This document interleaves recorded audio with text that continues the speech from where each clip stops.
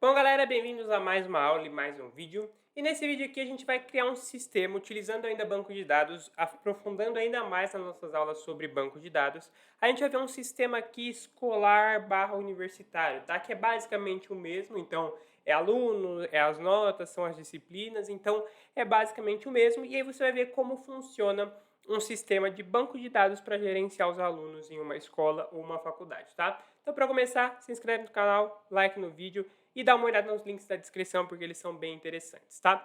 Para começar, bibliotecas, sempre as bibliotecas. Então, SQLite 3 é a biblioteca que a gente vai utilizar, que é uma das melhores bibliotecas que existem para você utilizar a questão de banco de dados, manipulação de banco de dados.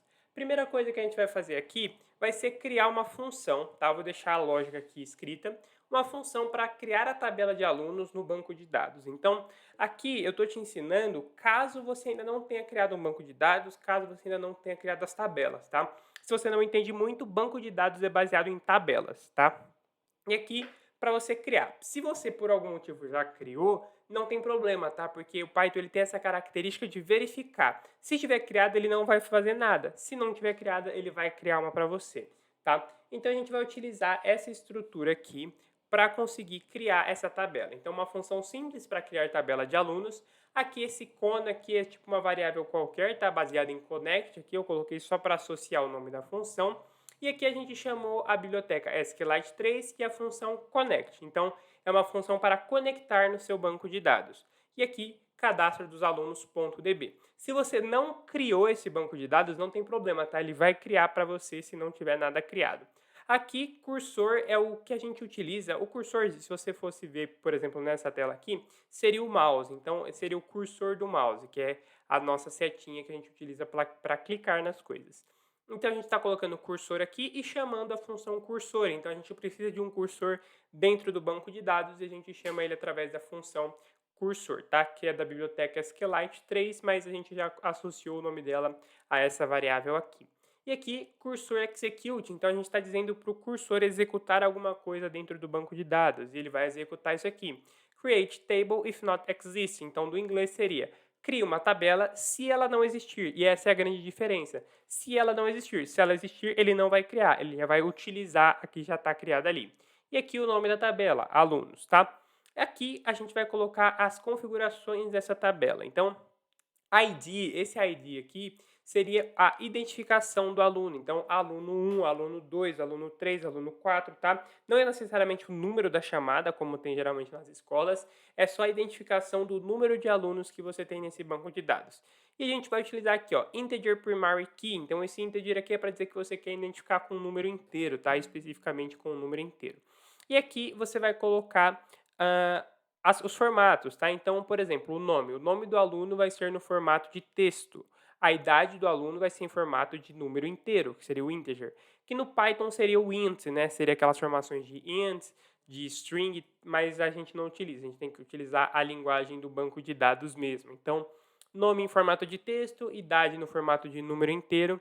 E as notas a gente utiliza real aqui, porque esse real não é necessariamente o real dinheiro, tá? Se você fosse trabalhar com dinheiro, você utilizaria esse real também, mas esse real ou real seria basicamente para utilizar números quebrados, que seria tecnicamente o float que a gente tem no Python, só que dentro do banco de dados a gente utiliza real. Então a nota do aluno ela pode ser quebrada, ele pode tirar um 8,5, um 5,3, então você não pode colocar como se fosse um número inteiro, certo? E aqui, duas funções simples. Então, a gente vai colocar aqui con.commit, tá? E aqui embaixo, con.close, tá?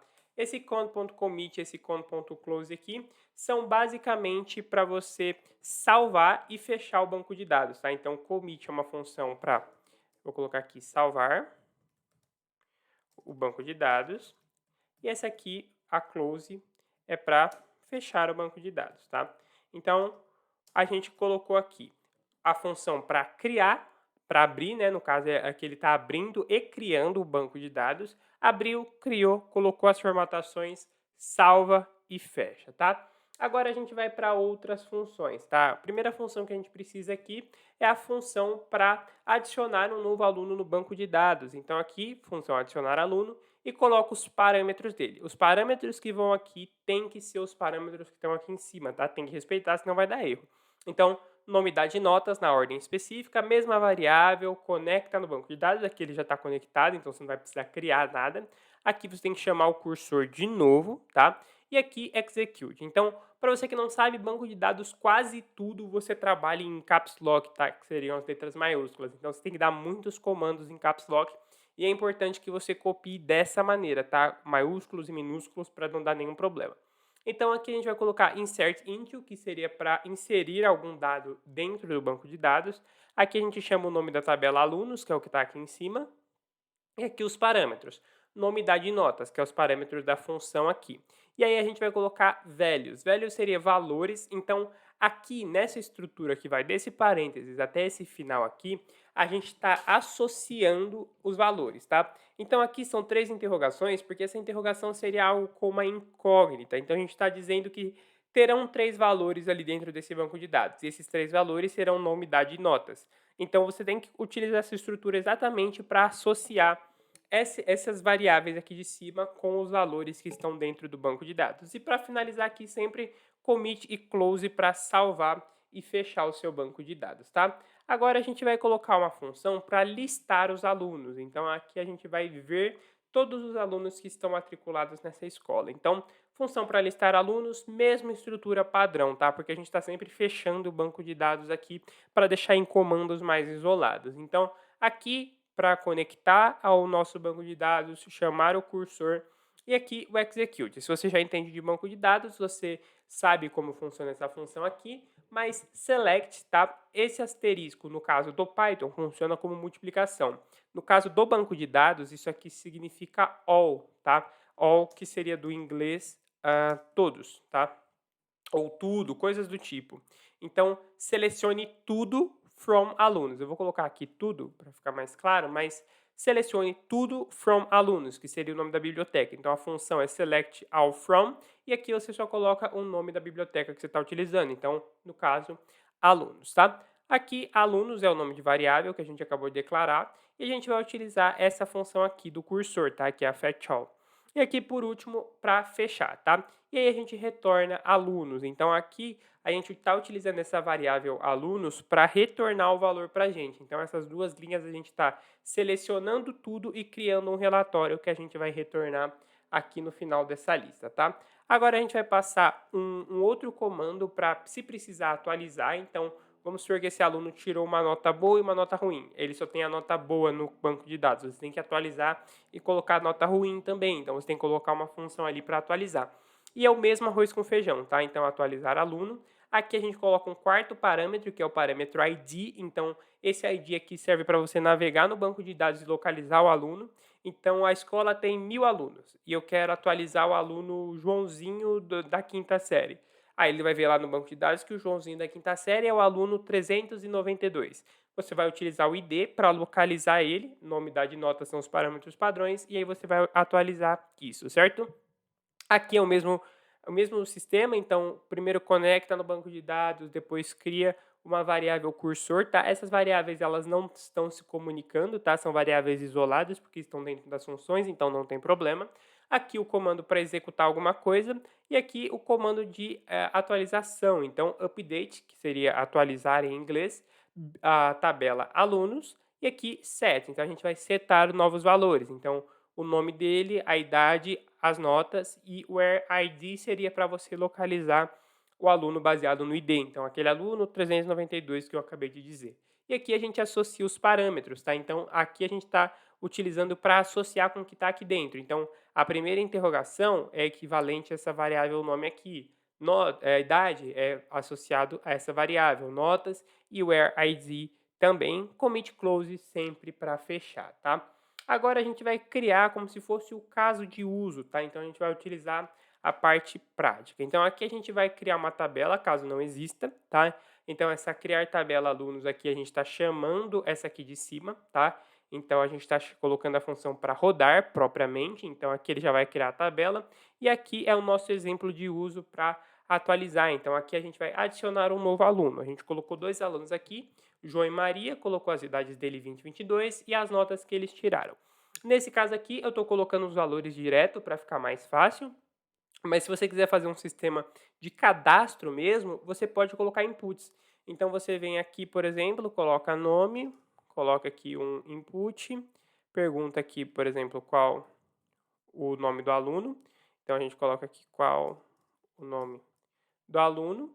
E aí você coloca aqui essa variável nome aqui dentro. Então você colocaria aqui nome como parâmetro, tá? Você pode fazer isso, mas eu vou deixar dessa maneira aqui que eu já deixei para ficar mais fácil, para não ter que ficar escrevendo os nomes e as idades, esse tipo de coisa. Então, a gente já vai deixar dessa maneira para ficar puramente mais simples, mas você pode adicionar dessa maneira que eu ensinei. Então, adicionei 2 alunos aqui, João e Maria, com idades genéricas, notas genéricas, e aqui a gente vai colocar digamos que um laço de repetição, tá? Para conseguir listar esses alunos. Então, aqui a gente está chamando a função listar alunos, que é o que a gente colocou aqui em cima, tá? Se eu não me engano aqui, foi a terceira função, então a gente está chamando ela através da variável alunos. A gente criou uma variável e associou a função a ela, print lista de alunos. Então, esse print aqui vai ser basicamente aquele textinho em cima da lista para mostrar tudo que ela está fazendo. Um laço for para cada aluno em alunos, então para cada aluno individual na lista geral de alunos, a gente vai fazer um print. ID, então a identificação do aluno, qual é o número de identificação dele e o index 0. O nome, index 1, idade 2, notas 3. Então isso aqui é aquela regrinha de indexação básica do Python, tá? Aqui a gente pode colocar uma função para atualizar. Então aqui a gente vai atualizar e vai colocar um novo aluno. E aí esse aluno que a gente está atualizando aqui, ele não é mais só o João. Vou colocar Pedro aqui para ficar um pouquinho diferente mesmo. Vou colocar aqui Pedro Silva.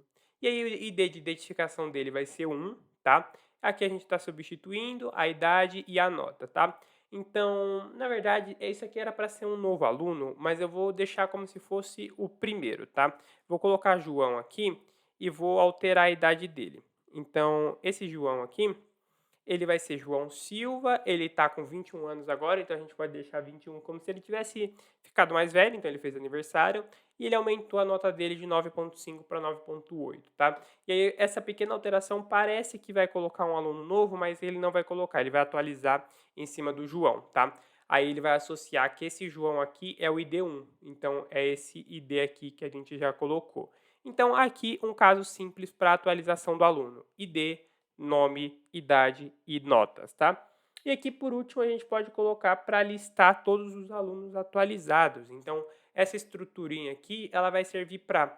A gente criou, adicionou os alunos, listou todos eles, atualizou eles, e aqui a gente está mostrando os alunos atualizados. Então, mesma coisinha, alunos, listar alunos, número de lista de alunos atualizada, esse N aqui é para quebrar uma linha, e aqui um laço for com a exata mesma estrutura aqui em cima, só para mostrar que a gente fez essas atualizações, tá? Então a gente criou todas as funções e está utilizando todas as funções. Então, para recapitular, importamos a biblioteca, criamos uma função para criar a tabela caso ela não exista, passamos os parâmetros ID, nome, idade e notas com os formatos que a gente queria, então número inteiro, texto, número inteiro e real. Aqui a gente salvou e fechou o nosso banco de dados. Aqui a gente abriu esse banco de dados de novo para inserir informações dentro da tabela, salvou e fechou. Aqui uma função para listar alunos, então a gente utilizou a função select all from para chamar todos os valores que a gente tem dentro da biblioteca, da caso da tabela, não biblioteca, mas da tabela alunos, e utilizou essas funções aqui para retornar esses valores para a gente. Aqui embaixo, uma função para atualizar alunos, se precisar atualizar o cadastro de algum por algum motivo. Então, você passa aqui os parâmetros que eles vão precisar usar. Então, principalmente o ID do aluno e depois nome, idade e notas, tá? Geralmente o ID ele é mais importante do que o próprio nome do aluno, porque se você for pegar uma escola com 1.000 alunos, eles podem ter 100 Joãos. Então, o ID ele é mais importante do que o próprio nome, muitas vezes, para identificar o aluno, tá? Salva e fecha toda vez que você for fazer uma alteração, salva e fecha, tá? E aqui a aplicação prática. Então aqui a gente está criando a tabela propriamente, adicionando 2 exemplos de aluno. Aqui a gente colocou um laço for para ele exemplificar e printar todos os alunos na ordem que a gente quer, utilizando a indexação. Aqui a gente atualizou o nome do João e aqui a gente colocou o nome de todos os alunos atualizados, tá? Então aqui eu vou colocar Python aula.py, e a gente vai rodar isso aqui, e como sempre o banco de dados ele é muito rápido, tá? Acabei escrevendo errado aqui, mas Python, aula.py. E o banco de dados ele é sempre muito rápido, então ele gerou duas identificações para a gente na nossa lista de alunos, então ID 1 e 2, João e Maria, as idades e as notas, e aqui ele atualizou, então ele não adicionou um novo, ele atualizou em cima do João mesmo, tá? E colocou João da Silva e colocou a idade atualizada e a nota atualizada. Se você quiser utilizar essa atualização como se fosse um terceiro aluno, aí você tem que mudar esse ID aqui. Porque aqui em cima, naturalmente, a gente associou que o João será o ID 1. Então, se você colocar um ID 3, por exemplo, aí ele vai colocar um aluno novo, mas aí eu recomendo que você vá através da função de adicionar aluno, que a gente colocou aqui em cima, que é uma função para adicionar mesmo. Essa aqui de atualização, eu aconselho você deixar ela isolada, só para essa área de mudar alguma coisa e não ficar adicionando alunos por ela, porque senão pode ficar um pouco confuso, tá? Então, basicamente é assim que você cria um sistema escolar utilizando o Python e o banco de dados para gerenciar os alunos dessa escola, certo? Por essa aula é só isso, fico por aqui. Se inscreve no canal, like no vídeo e dá uma olhada nos links aqui na descrição se você quer ter acesso a códigos como esse. Fico por aqui e até a próxima.